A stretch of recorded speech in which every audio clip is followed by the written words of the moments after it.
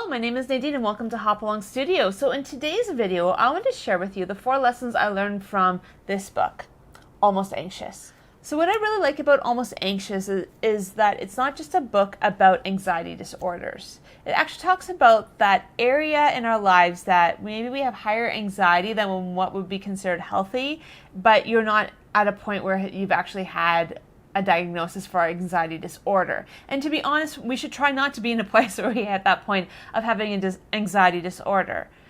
So this talks about that gray area, that place that comes between a clinical definition and more anxiety than what we're comfortable with. And this book talks about that area and then how we can find ways that we can move from being anxious to being less anxious, and tools that can help us move from a place of almost anxiety down to a healthy level of anxiety.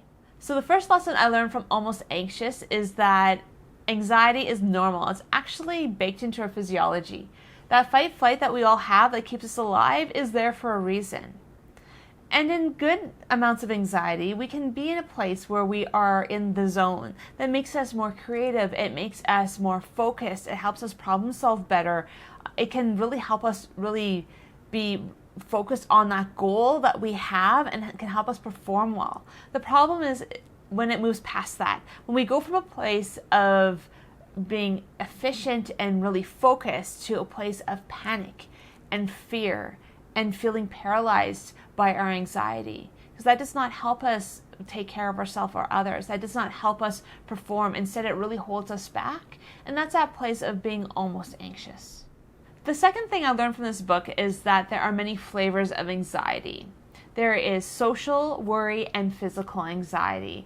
And these all affect us in different ways and in different amounts. And it's really important that you learn what type of anxiety you do have. This book actually has a lot of exercises and ideas for you to figure out what type of anxiety that you have so that you can work through it and figure out how you can maybe work on lowering that anxiety. This book also talks about the hamster wheel of anxiety. This is talking about your thoughts, your behaviors, and your feelings that are all interconnected, that can often bring you in a place where your anxiety never lessens. It basically goes around and around in a circle, and it gets worse and worse and worse as time goes on. And it's understanding how to break this down in a way that you're able to start distinguishing between those thoughts, those feelings, and those behaviors to help you move past this hamster wheel of anxiety. So an example of this is maybe you have a fear of public speaking.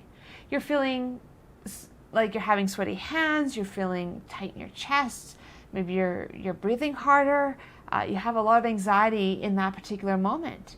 And your thoughts might be going, well, what if I make a mistake? What if people think I'm stupid? What if they don't like what I have to say?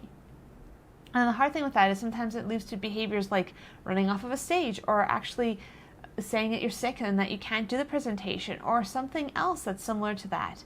And so this is where your feelings and your thoughts can affect your behaviors. And that might seem good in the short term, but the hard thing is in the long term, this might make you feel ashamed or worried or some other feelings associated with that, or maybe that's something you really want to do but you're just too scared to actually follow it through. So there's something to be said about figuring out how to get off of the hamster wheel of anxiety to a place where you can start looking at those thoughts and feelings and be able to control your behaviors in a way that is going to be helpful for you and not harmful.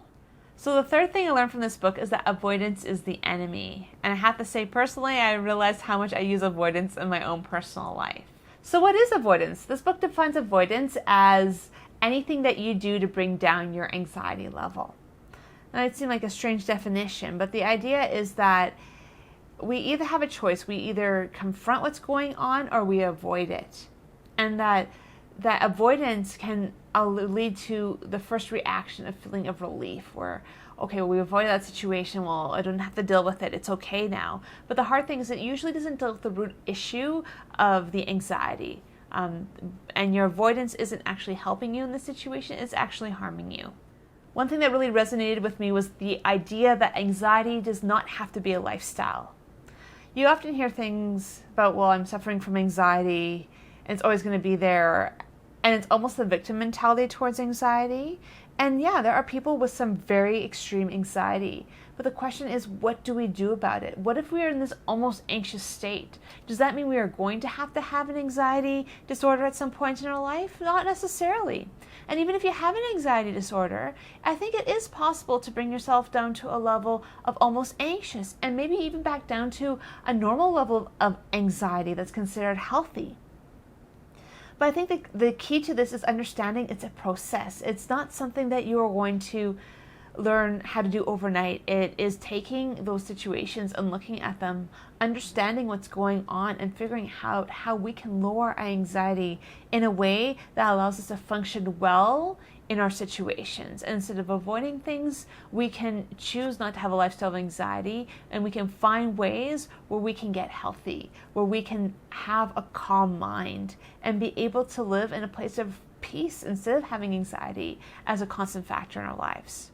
So the fourth lesson I learned from Almost Anxious is the idea that there are practical ways we can manage our anxiety. These can be through things such as social networking, physical exercise, and mindfulness. So what is mindfulness? According to this book, it's the experience of paying attention in the present moment in a non-judgmental way. And that's something that can be really hard to do. I know for myself, I've tried a lot of mindfulness exercises. Close your eyes and breathe, and all I can think of within like 30 seconds is it over yet? And that's a hard thing, is mindfulness is a practice. It takes a lot of practice to learn how to be mindful. And honestly, I'm not very good at it, and I'm still learning how to be mindful. I'm better at it than I was, but I think for me, I had to figure out a way that my mindfulness actually worked for me. The idea of closing my eyes and just listening to my breathing, for me, was not the most effective way to start practicing mindfulness. To be honest, it felt more like a chore than something that was helpful. So how do I find mindfulness? I actually use the natural world a lot to help with my mindfulness. My favorite place to try to do mindfulness exercises is in my garden. I actually have a beautiful perennial garden, and so there's always bees and birds and other things that are enjoying the space with me. And so what's really great about that is I can actually focus on a few flowers or one particular area. And I just try to calm my mind, and I listen to my breathing, and I listen to the trees rustling, and I listen to the buzzing of the bees. And all of that brings me to a place of being present in that moment in a non-judgmental manner. It really helps me to focus. Because one thing I realized is closing my eyes does not help me focus. Yes, it removes the distractions from around me, but actually being out in nature is a much easier way for me to just focus on one thing and be able to really concentrate on being mindful. And in the winter, when the weather isn't great and I don't necessarily have a place that I can go outside, often what I do is stare at my aquarium. I actually have a large aquarium with plants and fish in it. And what's really great about it is there's something very calming about an aquarium. I often call it my fish TV because it's so relaxing. Just watching them move around and watching the plants move, it really helps me to focus. And very early on in my mindfulness practice, that's what I use to help me focus. For me, it helps me to really just find that balance, to be able to find a place of staying mindful, find that place of just completely stopping and being in the moment. At the same time, I realize that, there's things that work for you and things that don't. And for me, having even just something like that to focus on, or for me, sometimes it's even an art picture on a wall, especially ones with texture in them. I could spend 20 minutes looking at a picture on a wall, and it's interesting because it does help focus the mind. Again, these things don't have to be really big, but they are very helpful. And they help you move to that place of mindfulness so that you can reduce your anxiety, that you can find ways to be healthier and be in the moment.